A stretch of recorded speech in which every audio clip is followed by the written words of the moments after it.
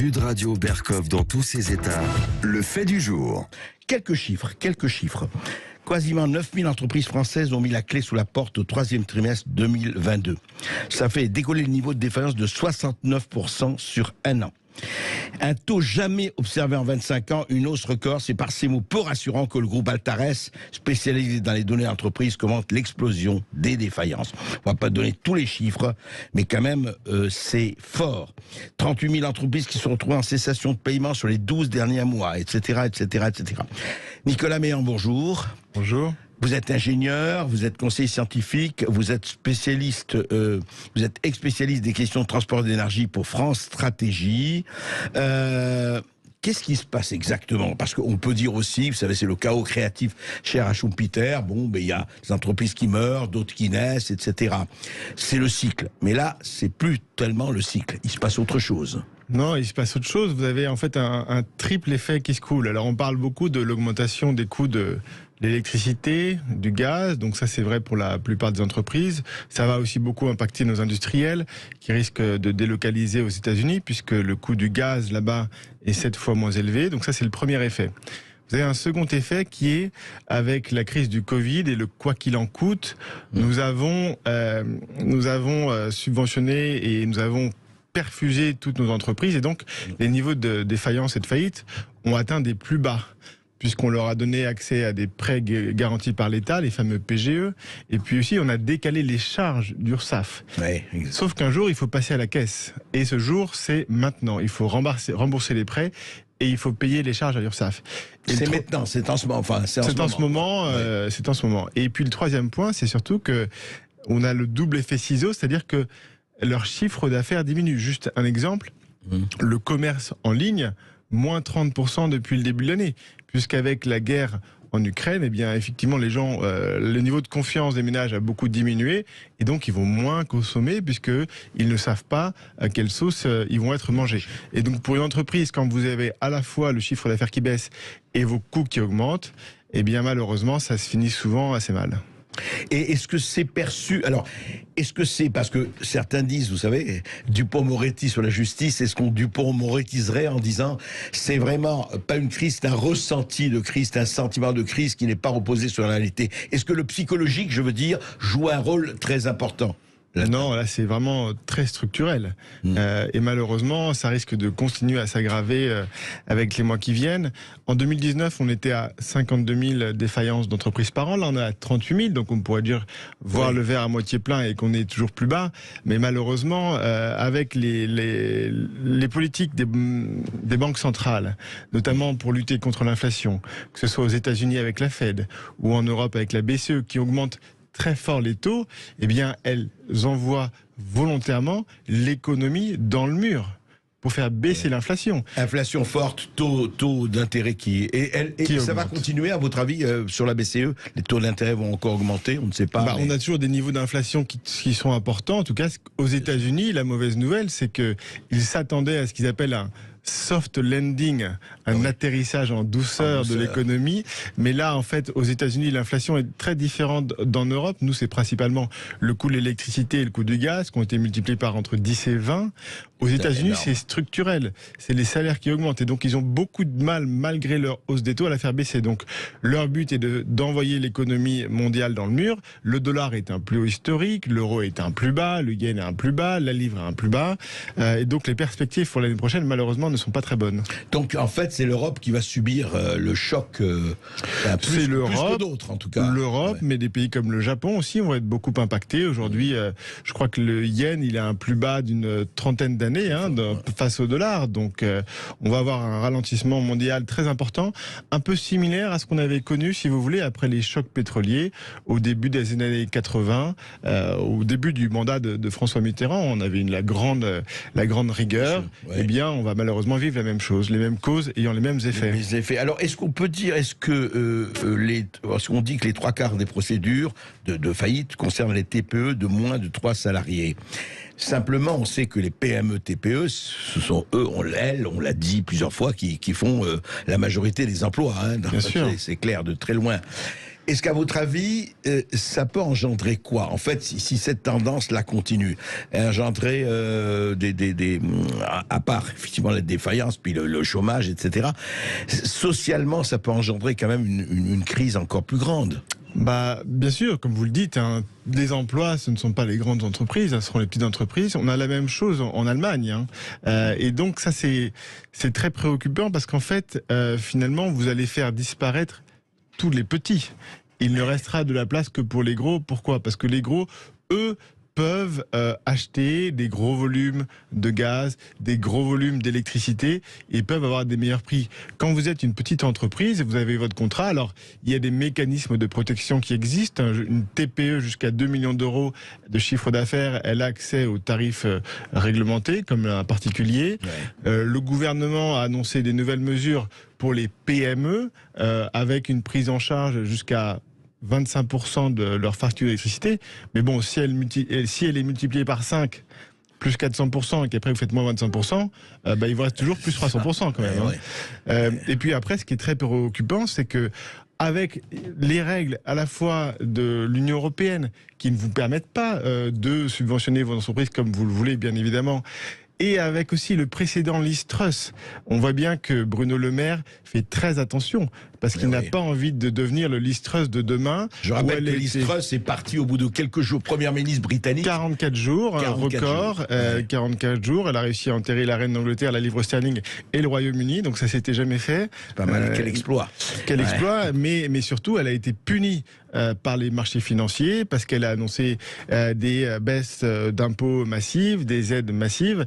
Et le problème, c'est que nous, avec aujourd'hui 3 000 milliards d'euros de dette, avec un taux à 10 ans de 3%, eh bien, on n'a plus d'armes. C'est terminé, l'argent magique. On voit même que les Allemands, qui, eux, n'avaient pas trop tiré sur la corde, mettent un plan de 200 milliards d'euros pour aider les entreprises et les particuliers. Et nous, là, sur les entreprises, notre plan, c'est 10 milliards d'euros. Donc, malheureusement, on risque de perdre encore des parts de marché face aux Allemands.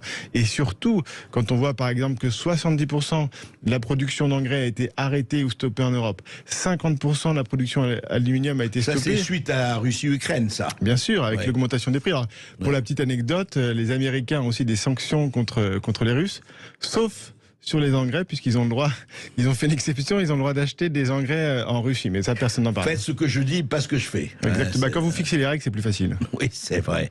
Mais alors si vous dites, donc effectivement, l'exemple Liz Truss doit sidérer au sens de la sidération Bruno Le Maire et Emmanuel Macron, quoi. Ils font attention. Ils font très attention à chaque annonce qu'ils font. Ils vont regarder le taux d'emprunt de la France à 10 ans. Et c'est vrai qu'on arrive à la fin d'un cycle économique de 50 ans avec la fin des accords de Bretton Woods en 1970, où on décorrèle la valeur de la monnaie de la valeur d'un actif qui était l'or. Et donc aujourd'hui, on en a usé et abusé, mais je pense qu'on arrive à la fin de cette période et c'est malheureusement le moment, que ce soit pour les entreprises ou pour les États, de passer à la caisse. Alors, les entreprises et les États peuvent passer à la caisse, les États en empruntant comme d'habitude, jusqu'où on verra, mais les entreprises, justement, on revient à ça, elles ne le peuvent pas.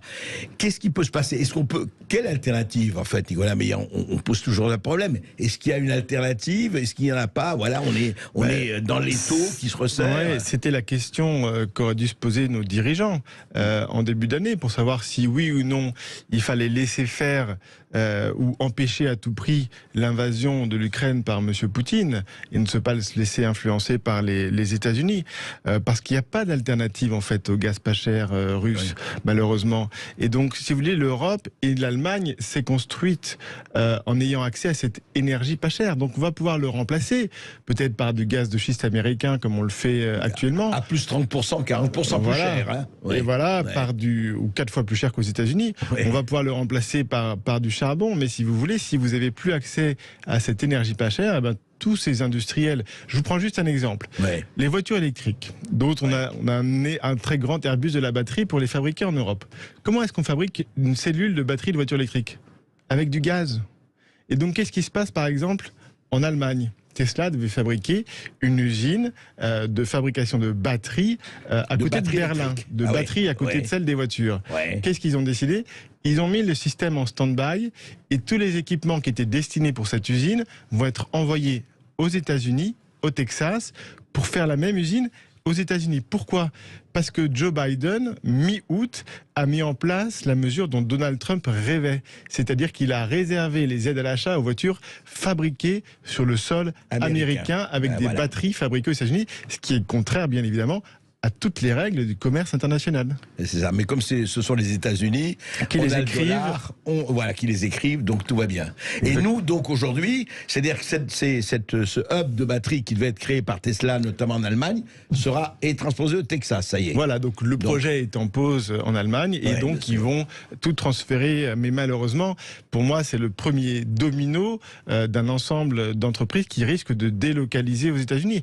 On avait déjà eu ce phénomène au début des années 2010. Avec le développement du gaz de schiste aux États-Unis, qui fait que le gaz était 3 fois moins cher aux États-Unis. Et donc les industriels ont délocalisé plusieurs sites en Europe, notamment dans l'industrie de la chimie, qui dépend beaucoup du gaz, vers les États-Unis. Là, c'est pas 3 fois, c'est 7 fois actuellement. Mais alors, Nicolas Meillan, en même temps, nous avons un discours de gens qui sont au pouvoir, enfin les écologistes. Ils sont à la NUPES, mais ils sont aussi chez Emmanuel Macron. Et ils disent, attendez, gaz de schiste, non seulement on n'extrait pas du gaz de schiste en France, mais il n'est pas question d'explorer. Enfin, on le sait depuis des décennies. Alors, est-ce que ça risque de changer devant la nécessité ou pas du tout ? J'ai lu que Nicolas Sarkozy avait fait un appel pour justement regarder nos réserves de gaz. Juste un chiffre intéressant. En 2014, quand vous avez l'Euromaïdan, quand vous avez l'annexion de la Crimée par M. Poutine, nous étions en Europe dépendants, autosuffisants en gaz à 40%. Et puis, vous avez un grand champ de gaz aux Pays-Bas qui a été réduit et fermé. Nous sommes passés de 40% à 10% d'autosuffisance sur le gaz. D'accord. Où sommes-nous allés compenser ces 30% perdus ? À la Russie. Nous avons augmenté notre dépendance à la Russie après l'annexion de la Crimée. On aurait pu se poser la question, attention. Se demander, oui. En fait, ce que vous dites, Nicolas Meillan, c'est à la fois intéressant et terrifiant, c'est qu'au fond, aucune prévision à quelques années. Aucune anticipation. Aucune anticipation. On anticipe. C'est comme l'intervention de Madame Borne sur le journal de TF1 à 20h. Il y a 40 ans, la même intervention, c'était le plan Mesmer, c'était 13 réacteurs nucléaires construits en 5 ans. Et là, 40 ans plus tard, on vous prolonge la ristourne de 15 jours. Donc, on a bien évidemment changé dans les horizons de temps et on manque cruellement de temps long, on manque cruellement d'état stratège. On avait ce commissariat au plan jusqu'à la fin des années 90, qui nous faisait des plans à 5 ans, dont c'est d'ailleurs très fortement inspiré la Chine, qui fait ses plans quinquennaux, qui sont le modèle des plans quinquennaux français sous le général de Gaulle. C'est extraordinaire, c'est-à-dire que nous, on a complètement oublié la planification. On a soi-disant fait un nouveau plan avec Bayrou, mais enfin, on voit ce que ça donne pour le moment. Grand résultat. C'est extraordinaire. Parce que il y a à chaque fois cette espèce de le réel frappe à la porte, on veut surtout pas le voir, on ferme portes et fenêtres, quoi. C'est Exactement, on a des heures, on regarde la prochaine élection municipale, la prochaine élection européenne, mais sur des sujets comme l'énergie, malheureusement, c'est des horizons de temps à 10 ans. Donc la décision qu'on va prendre aujourd'hui, elle aura un impact dans 5 ans, dans 10 ans. Et comme ça fait 35 ans qu'on n'a pas pris de décision sur l'énergie, les seules qu'on ait prises, c'est de fermer le nucléaire du futur, Superphénix par Dominique Voynet en 97, la 4e génération, Astrid par Emmanuel Macron au début de son mandat. Et donc on se prive de toutes ces armes pour affronter un monde contraint en énergie. Alors moi, Nicolas Meillan, puisque vous connaissez ça, moi je voudrais savoir pourquoi ce silence, je ne dis pas total, mais enfin assourdissant du MEDEF et des chefs, en tout cas du syndicat, entre guillemets, des chefs d'entreprise. Alors on entend telle ou telle entreprise, on a entendu pouillaner effectivement en disant si je laisse Total à la Russie, voilà les milliards qu'on perd. Qu'est-ce qui se passe ? Pourquoi les grands chefs d'entreprise, alors qu'ils sont totalement concernés, ne prennent pas la parole ? Alors, Geoffroy Roux de Bézieux, il y a quelques semaines, a commencé à alerter sur le risque de faillite de milliers d'entreprises. Donc ça commence doucement à remonter, beaucoup moins rapidement qu'en Allemagne, où là, on sait que l'industrie est beaucoup plus puissante que ce qu'on a en France, puisque c'est parce que 25% de leur PIB, nous, c'est la moitié. Mais c'est vrai que Geoffroy Roux de Bézieux, au début du mois de septembre, il avait ses universités d'été, il déroulait le tapis à M. Zelensky pour qu'il vienne investir et reconstruire l'Ukraine.